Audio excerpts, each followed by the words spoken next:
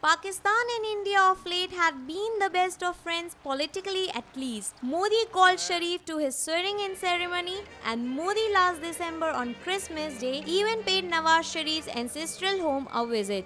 When the Pak JIT came to India, skepticism was high about how much Pakistan could be trusted. The Pakistan envoy Abdul Bashid has now dropped a bomb by saying that Indo-Pak talks stand suspended. Through predicting what the future holds is tough, experts whom NNIS approached however said that talks must go on. An NNIS special.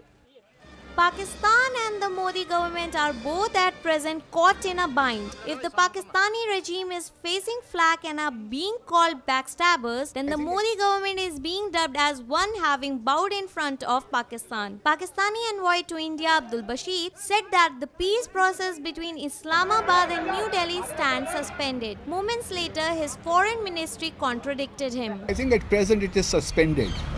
So let's see if we are able to commence the dialogue process. Varying statements from Pakistan's two top officials has exposed the massive confusion with regard to its India policy. Bashid's comment on no reciprocation for allowing the joint investigation team has stirred a controversy over Prime Minister Narendra Modi's Pakistan policy. India reiterated that the JIT had been formed on the basis of reciprocity.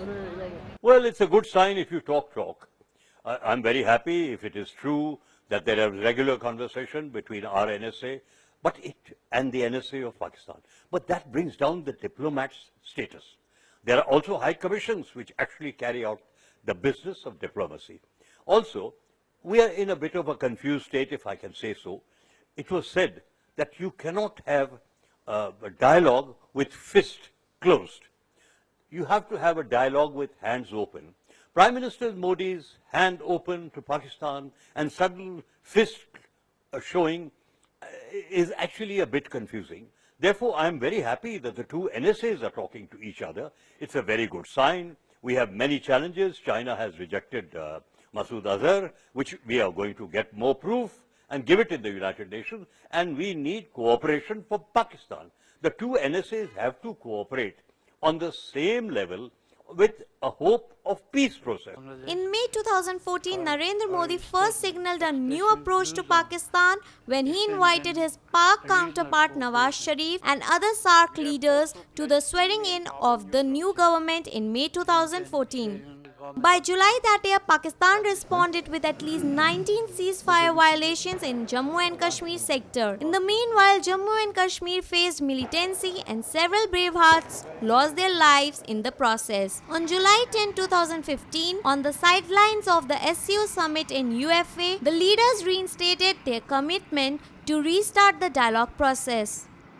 Statement of Pakistani High Commissioner Basit Ali was culmination of many things on many events, like Pakistani JIT visited India, then they came back, and after that there was a leak in Pakistani media report which said that JIT has finalized its report, and in which they have said that Pathankot attack was a stage managed thing by Indian security forces to manage Pakistan.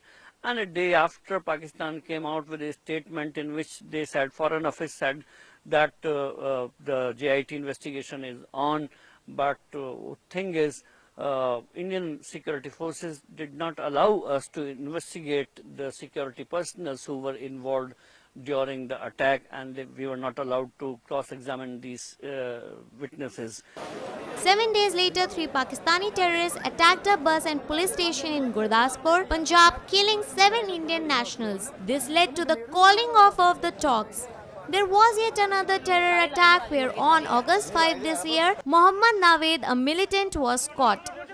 In 2015, Sartaj Aziz, member of Pakistan's National Security Agency, cancelled his visit to New Delhi, blaming India's refusal to allow a meeting with Kashmiri separatist parties. इस सरकार को ये कहना चाहिए था कि जब तक आप हमें अजहर महमूद को इंटेरोगेट नहीं करने दोगे, दाऊद को नहीं करने दोगे, तब तक आपका यहां आना मना है। अरे जो हुआ वो तो पाकिस्तान से हुआ और इन्वेस्टिगेशन हो रही है हिंदुस्तान में।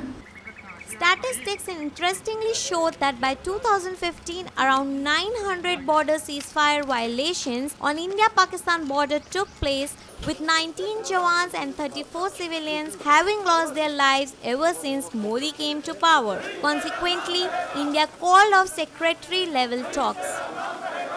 I think we have overread the statement of Pakistani High Commissioner Basit Ali, who said that talks are suspended. When he said it, I think he was stating the mere facts. He was saying that talks are not moving. On 15th of January, Indian Foreign Secretary was to visit Pakistan, and then talks were rescheduled. His visit was rescheduled. And on the same evening, we said that we would be the talks would be rescheduled in a very near future. And for 2-3 months, nothing happened. And after that, GIT happened. And after that, some talks were held in Kathmandu in presence of External Affairs Minister Sushma Swaraj. We said that now there would be forward movement. Things turned for the better when, in the wake of climate change conference in Paris, the two leaders reiterated their commitment to dialogue process. Last December, Indian and Pakistani delegations led by Doval and Aziz, respectively, finally met in Bangkok. The Ministry of External Affairs of India said the discussions covered peace and security, terrorism, Jammu and Kashmir, and the other issues, including tranquility along the line of control. Then External Affairs Minister Sushma Swaraj met Sharif and Aziz ahead of the annual Heart of Asia conference in Islamabad. Barely a week later in 2016, the Indian Air Force base in Pathankot, Punjab was attacked. Pakistan's unilateral suspension of talks with India yesterday is a clear betrayal of the peace process and its commitment to resolve bilateral issues through negotiations. Sudden calling of peace talks by Pakistan is also reflective of how Modi government's flip-flop policy vis-a-vis Pakistan has allowed the Pakistan to set the agenda in the dialogue process. In his quest for an image makeover as that of a statesman, Prime Minister Shri Narendra Modi has dismantled the entire matrix of our strategic and diplomatic advantages over Pakistan.